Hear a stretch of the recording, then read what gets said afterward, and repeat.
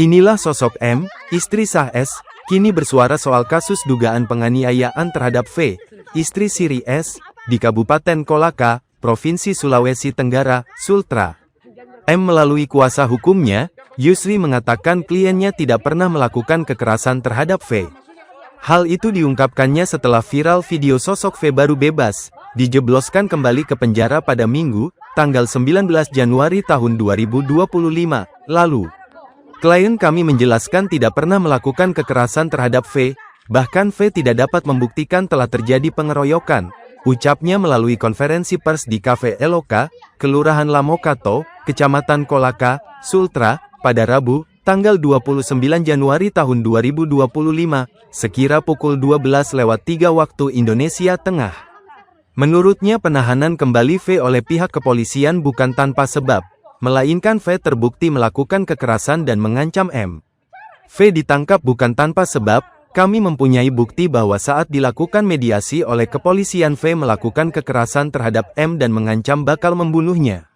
Memar yang didapatkan V murni adalah pembelaan diri M yang dialami karena serangan yang dilakukan V, sehingga apa yang dilaporkan penyidik itu bertentangan dengan hukum, jelasnya. Yusri juga mengatakan setelah V divonis 3 bulan, V melaporkan M dengan delik yang sama. Adapun laporan V ke M itu perihal pengeroyokan yang tidak pernah dilakukan M, atau tanpa bukti yang jelas. Setelah 2 minggu, kliennya M dinaikkan ke penyidikan tanpa penyelidikan dan tidak pernah dipanggil undangan klarifikasi. Seharusnya ada penyelidikan lalu ditingkatkan penyidikan dengan kasus yang berbeda, bukan pengeroyokan tapi laporan kekerasan yang dilakukan M ke V, ujarnya.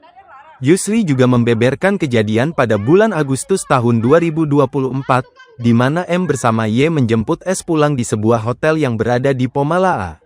Saat tiba di lokasi M bersama Y mencoba membawa S, karena diadang oleh V hingga akhirnya terjadi adu cekcok. Tidak seperti yang dilaporkan V bahwa M dan Y melakukan kekerasan pengeroyokan, bahkan dapat dilihat V tidak dapat membuktikan hal tersebut, ujarnya.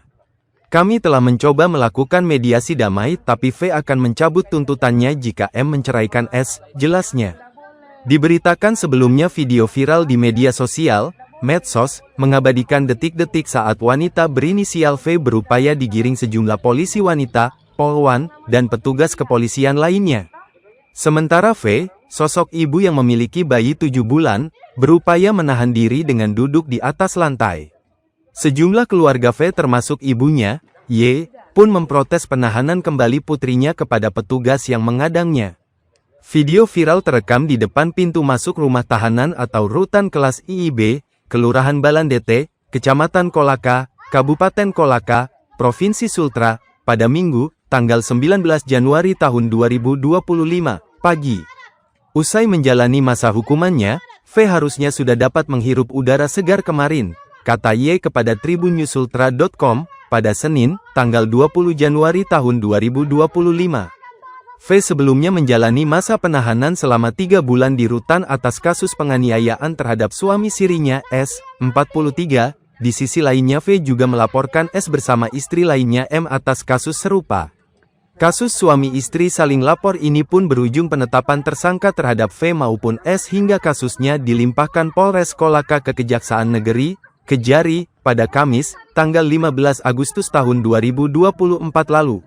Namun baru beberapa langkah keluar rutan kelas IIB Kolaka usai menjalani penahanannya, V langsung diadang petugas kepolisian. V kemudian diseret paksa sejumlah polwan untuk kembali dimasukkan ke dalam rutan. Pasalnya, V kembali ditetapkan menjadi tersangka atas dugaan kasus pengancaman terhadap M. Tindakan ini sontak menuai protes V dan ibunya Y dalam video viral beredar, hingga menimbulkan perdebatan dengan petugas kepolisian. Kepala Seksi Hubungan Masyarakat Kepolisian Resort, Kasih Humas Polres Kolaka, Ibtu Dwi Arif, membenarkan peristiwa video viral itu. Bahwa benar V telah bebas pada tanggal 19 Januari tahun 2025 setelah menjalani penahanan vonisnya, kata Ibtu Dwi. Namun, katanya, V kembali dilaporkan oleh M atas dugaan kasus penganiayaan dan pengancaman saat proses mediasi laporan. Kami sudah berupaya melakukan mediasi, namun V tak kooperatif hingga mengancam M, jelasnya. Menindaklanjuti laporan M yang dibuktikan hasil visum dari rumah sakit dan gelar perkara, penyidik kembali menetapkan V tersangka. Selanjutnya, dilakukan penangkapan dan penahanan karena adanya potensi yang mengancam keselamatan. Agar tak terjadi hal yang tak diinginkan, Polres pun menindaklanjuti laporan M, jelasnya. Sementara terkait dugaan kasus pengeroyokan yang dialami V dengan terlapor M, S, dan Y, kata Ibtu Dwi, masih ditindaklanjuti penyidik. Duduk perkara kasus. Kasus ini berawal video viral curhat wanita V yang mengaku dianiaya suami sirinya berinisial S, begitupun anak mereka yang masih bayi, pada Selasa, tanggal 2 Juli tahun 2024 lalu. V diketahui menikah secara agama dengan S yang merupakan karyawan BUMN, beralamat di Kecamatan Pomalaa. Wanita ini pun mengadukan kasus penganiayaan yang dialaminya ke kepolisian, pada Sabtu, tanggal 15 Juni tahun 2024. Dia juga melaporkan dugaan kekerasan terhadap anaknya pada Selasa, tanggal 2 Juli tahun 2024. Setelah penyelidikan, yang bersangkutan merupakan istri ke-8 dari nikah siri dengan S, kata Kasih Humas Polres Kolaka, Ibtu Dwi Arif, Senin, tanggal 22 Juli tahun 2024, yang menyebut kasus ditangani unit PPA. Kasus ini pun memasuki babak baru, menyusul laporan balik S terhadap V atas dugaan kasus penganiayaan. Menurut Ibtu Dwi Arif, Minggu, tanggal 18 Agustus tahun 2024, pasangan suami istri tersebut saling lapor dengan bukti masing-masing. Ada 5 pengaduan, semua diproses. Penetapan tersangka sudah kemarin tanggal 15 Agustus laporan ke-1 dan 2, katanya. V melaporkan suami sirinya S akibat KDRT yang dia alami. Namun, S melaporkan balik dengan kejadian yang sama. Kini keduanya berstatus tersangka, besok akan diproses lebih lanjutnya. S dan V awalnya sempat membuat kesepakatan damai di Kepolisian Sektor atau Polsek Pomalaa, pada tanggal 14 Juni tahun 2024 lalu. Tanggal 22 Juni tahun 2024 sekitar pukul 17 WITA, S mengantar V dan anaknya ke rumah sakit, dan mengantarnya pulang pukul 20 WITA. Namun saat akan turun kendaraan, V dan S kembali terlibat cekcok berujung pertikaian.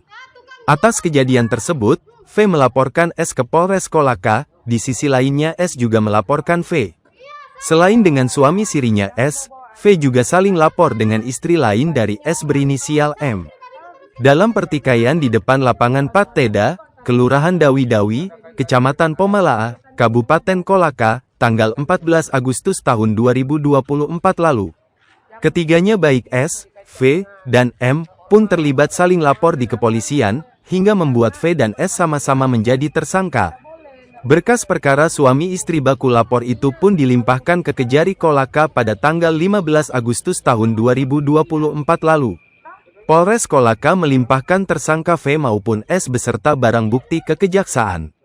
Kini berkas laporan keduanya dinyatakan lengkap dan telah diserahkan ke Kejaksaan Negeri, kata Kasih Humas Polres Kolaka, Ibtu Dwi Arif, pada Senin, tanggal 21 Oktober tahun 2024, lalu. Berkas perkara sang istri inisial V atas dugaan tindak pidana penganiayaan dalam pasal 351 ayat 1 KUH pidana diserahkan ke Kejaksaan pada Kamis, tanggal 17 Oktober. Disusul berkas sang suami S yang juga dijerat pasal tindak pidana yang sama diserahkan pada Senin, tanggal 21 Oktober tahun 2024. Ketiganya baik S, V, dan M, pun terlibat saling lapor di kepolisian, hingga membuat V dan S sama-sama menjadi tersangka. Berkas perkara suami istri baku lapor itu pun dilimpahkan ke Kejari Kolaka pada tanggal 15 Agustus tahun 2024 lalu. Polres Kolaka melimpahkan tersangka V maupun S beserta barang bukti ke Kejaksaan. Kini berkas laporan keduanya dinyatakan lengkap dan telah diserahkan ke Kejaksaan Negeri, kata Kasih Humas Polres Kolaka, Ibtu Dwi Arif, pada Senin, tanggal 21 Oktober tahun 2024, lalu. Berkas perkara sang istri inisial V atas dugaan tindak pidana penganiayaan dalam pasal 351 ayat 1 KUH pidana diserahkan ke Kejaksaan pada Kamis, tanggal 17 Oktober.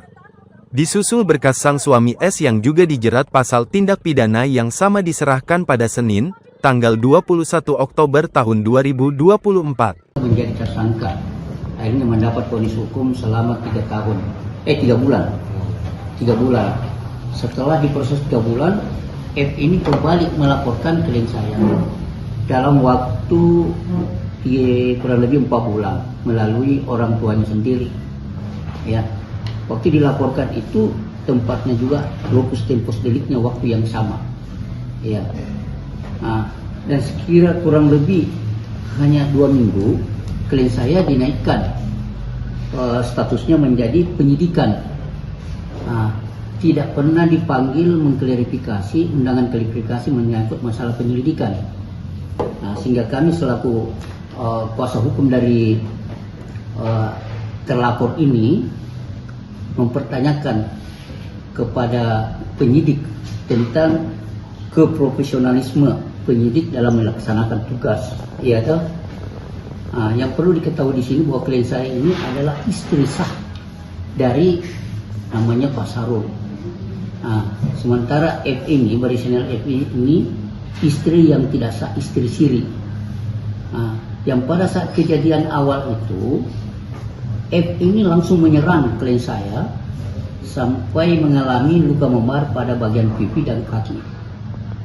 Sementara pada saat itu F ini dihalang-halangi oleh orang tuanya sendiri dan beberapa orang yang menarik dia naik ke mobil. Bila mana penyidik menganggap bahwa dalam penganiayaan yang dilakukan oleh oknum F terhadap diri klien saya, di dalam hukum Indonesia itu mengacu kepada Kitab Undang-Undang Hukum Pidana. Ada terdapat 2 pasal yang mengatur terhadap seseorang yang mendapatkan serangan dari lawan, yaitu pasal 49 ayat 1 KUHP yang dengan tegas mengatakan bahwa barang siapa terpaksa melakukan perbuatan untuk pembelaan karena ada serangan atau ancaman serangan ketika itu yang melawan hukum terhadap diri sendiri atau orang lain, atau terhadap kehormatan atau kesusilaan atau harta benda sendiri maupun orang lain, itu tidak dapat dipidana. Itu namanya dalam hukum itu not will. Sementara pasal 49 ayat 2 yang biasa disebut dengan not will excess dengan hukum. Namun pada laporan orang tua inisial F yang sudah ditingkatkan menjadi penyidik dari penyidikan juga diterima oleh penyidik. Jadi kami selaku penasihat hukum klien kami meminta kepada Bapak Kapolri atau Bapak dengan apakah tahu atau tidak tahu, seketika itu dipertemukan oknum F langsung menyerang klien saya. Ini di dekat penyidik loh. Berarti saya katakan bahwa ini kelalaian penyidik, kurang kewaspadaan dalam hal menjaga situasi dalam mediasi. Gitu. Terus sekarang yang menarik begini nih, ini kan lokusnya sama kasusnya ya. Pemanggilan kliennya Bapak itu setelah viralnya ini pada saat di kejadian yang lagi viral itu di lembaga atau sebelum? Sebelum viralnya di lembaga. Statusnya sekarang seperti apa kliennya? Klien saya sekarang dari penyelidikan tidak dilakukan, langsung penyidikan. Langsung penyidikan. Kan biasanya kalau ada laporan polisi itu dilakukan dulu penyelidikan. Setelah dilakukan penyelidikan baru ditingkatkan menjadi penyidikan. Ini sama sekali tidak ada, langsung dipanggil sebagai saksi dalam tahap penyidikan. Dan biasanya kalau kasus demikian akan menuju ke tersangka, gitu loh. Jadi kalau misalkan pihak kepolisian menetapkan sebagai tersangka kliennya Bapak, apa langkah yang Bapak lakukan? Kami akan melakukan upaya hukum. Pertama itu biasanya kami itu melakukan pra-peradilan. Kedua, dalam kasus perdata ini, dalam kasus pidana ini, download Tribun X sekarang. Menghadirkan lokal menjadi Indonesia. Terima kasih sudah nonton. Jangan lupa like, subscribe, dan share ya.